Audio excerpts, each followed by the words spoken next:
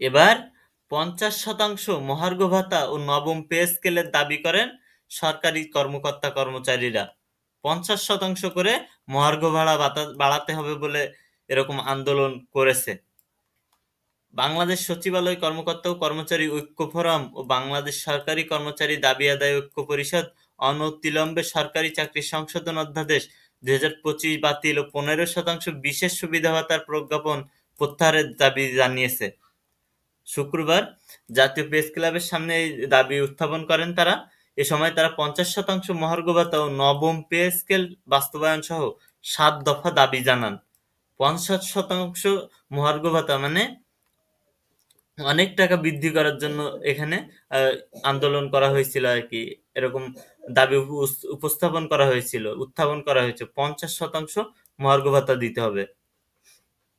এরপর 25শে মে সরকারি চাকরি সংশোধন অধ্যাদেশ 2025 জারি করে। এতে বলা হয় 4টি শৃঙ্খলা ভঙ্গের অপরাধে বিভাগীয় মামলা ছাড়াই শুধু কারণ দর্শানোর নোটিশ দিয়ে চাকরিচ্যুত করা যাবে। কর্মচারীরা এটিকে নৈবর্তনমূলক ও কালো আইন আখ্যা দিয়েছেন।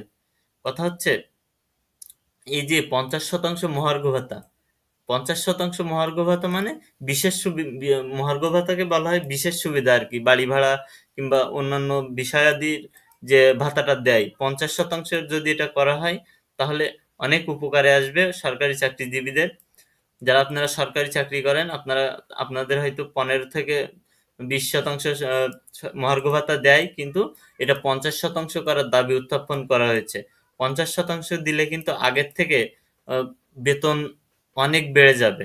আগের থেকে বেতন যা পান এখন তার থেকে অর্ধেক আপনি যে বেতন পান তা 2 ভাগ করলে যা হবে 50% মহার্ঘ ভাতা দিলে কিন্তু তাই তাই আসবে। ঠিক আছে, তাহলে আপনার অনেক কিন্তু এখানে বেড়ে যাচ্ছে। 50% মহার্ঘ ভাতা দিলে আপনার বেড়ে যাচ্ছে অনেকটা, আপনার বেতন বেড়ে যাচ্ছে অনেকটা।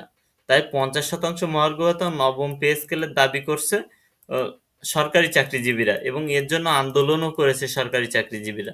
এখন দেখা যাক কি করে এই সরকার। অন্তর্বর্তী সরকার যদি 50% মহার্ঘ ভাতা দেয় সেটা আপনাদের জন্য খুবই ভালো হবে, সেটি উপকারী হবে, অনেক উপকারী হবে আপনাদের জন্য।